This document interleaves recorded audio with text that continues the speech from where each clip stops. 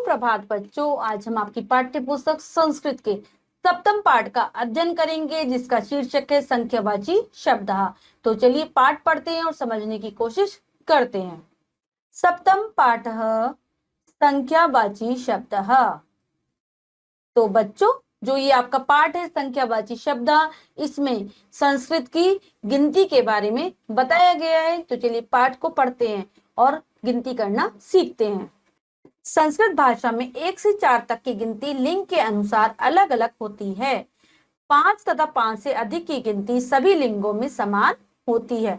तो बच्चों, जब भी हम संस्कृत भाषा की गिनती सीखते हैं, हमें ये बात याद रखनी होती है, संस्कृत भाषा में 1 से लेकर जो 4 तक की जो गिनतियां हैं, वो सभी लिंग के अनुसार अलग अलग होंगी।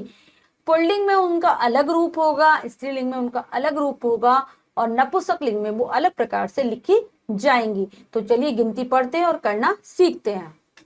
यहाँ पर दे रखी है संख्या, पुल्लिंग, स्त्रीलिंग, ठीक है, और साथ में नपुंसक लिंग। तो हम देखते हैं कि किस प्रकार से संस्कृत की गिनतियां होती हैं।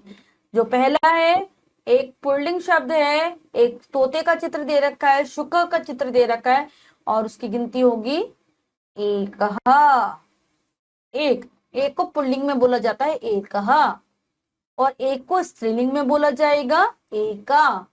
ठीक है, स्त्रीलिंग शब्द है क्योंकि एक कलिका का चित्र दे रखा है, कली का चित्र दे रखा है, और जब हम उसकी गिनती बोलेंगे संस्कृत में तो हो जाएगी एका।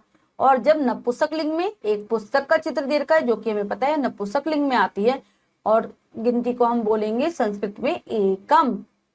संस्कृत में गिनती होगी एक की एकम, अगर हम नपुंसकलिंग में इसका प्रयोग करते हैं।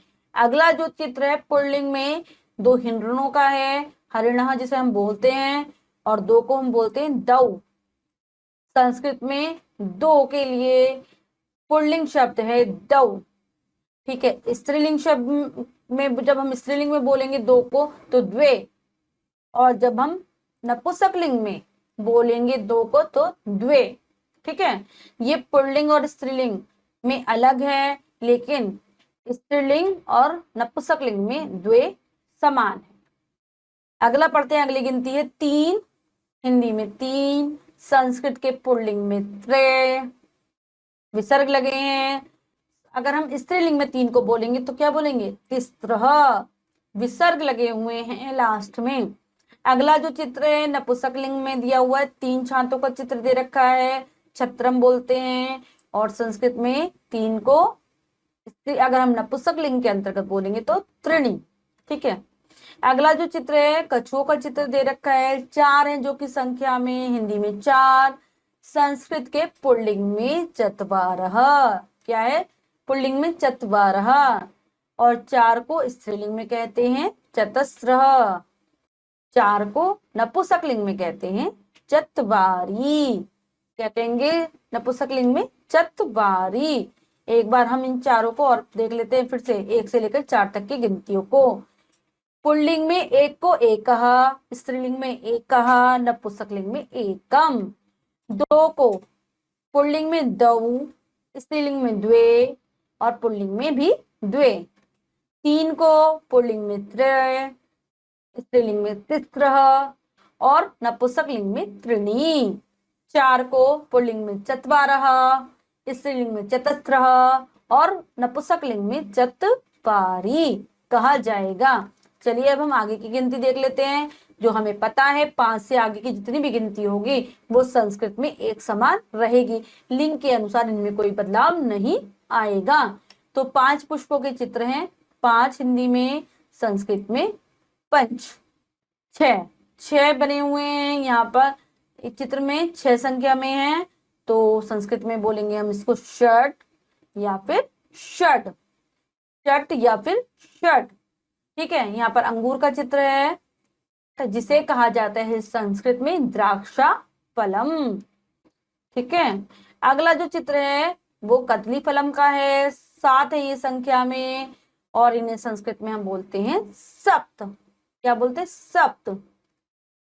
अगला चित्र है हरिण, बोलते हैं संस्कृत में, हिंदी में हिरण, और 8 बने हुए हैं, ये 8 संख्या में है, और संस्कृत में हम बोलेंगे अष्ट। क्या बोलेंगे? अष्ट। 9, 9 है। यहाँ पर फूलों के चित्र है, 9 फूल दिखाई दे रहे हैं, संस्कृत में पुष्पम। और संख्या 9 को संस्कृत में बोलते हैं हम नव। अगला जो चित्र है, ठीक है, किसका दे रखा है? मछलियां बनी हुई हैं जो कि संख्या में 10 है। और 10 को जब हम संस्कृत में बोलेंगे तो हो जाएगा 10।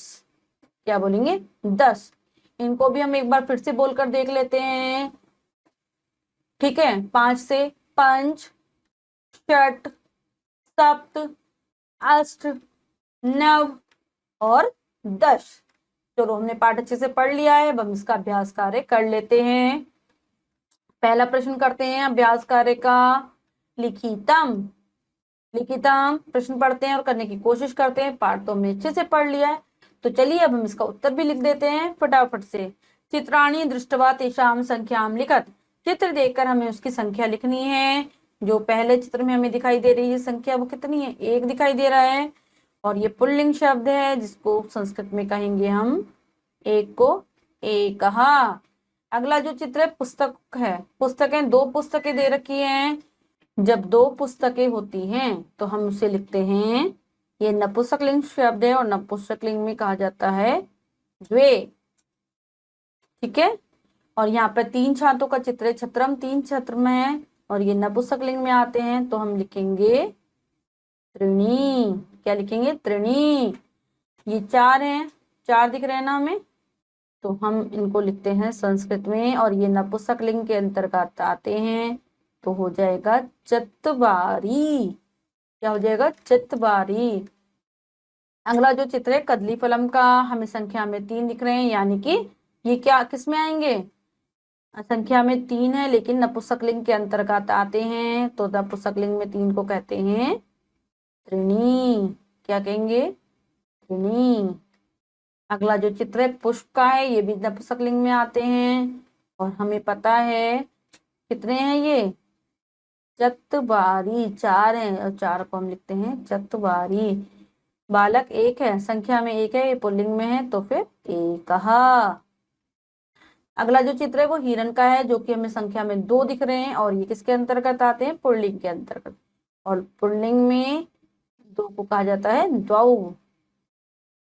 तो बच्चों, हमने इस पाठ का अभ्यास कार्य अच्छे प्रकार से कर लिया है, संपन्न कर लिया है। तो बच्चों, आज हमने आपकी पाठ्य पुस्तक संस्कृत के 7वें पाठ का अध्ययन किया, जिसमें हमने सीखा कि संस्कृत गिनतियों को किस प्रकार से पढ़ा जाता है, किस प्रकार से लिखा जाता है। हमने सीखा कि 1 से लेकर जो 4 तक की गिनतियां हैं वो लिंग के अनुसार अलग अलग होती हैं, अलग अलग प्रकार से उन्हें लिखा जाता है। पुल्लिंग में अलग प्रकार से, स्त्रीलिंग में अलग प्रकार से और नपुंसकलिंग में अलग प्रकार से। हमने इसको उच्चारण के साथ पढ़ना भी सीखा है। आशा करती हूँ आपको पाठ समझ में आया होगा। आप फिर से जरूर अभ्यास करेंगे पाठ को उच्चारण के साथ पढ़ने का, इसके अभ्यास कार्य को भी फिर से करेंगे। मिलते हैं अगली कक्षा में नए पाठ के साथ, तब तक के लिए स्वस्थ रहिए, प्रसन्न रहिए। धन्यवाद।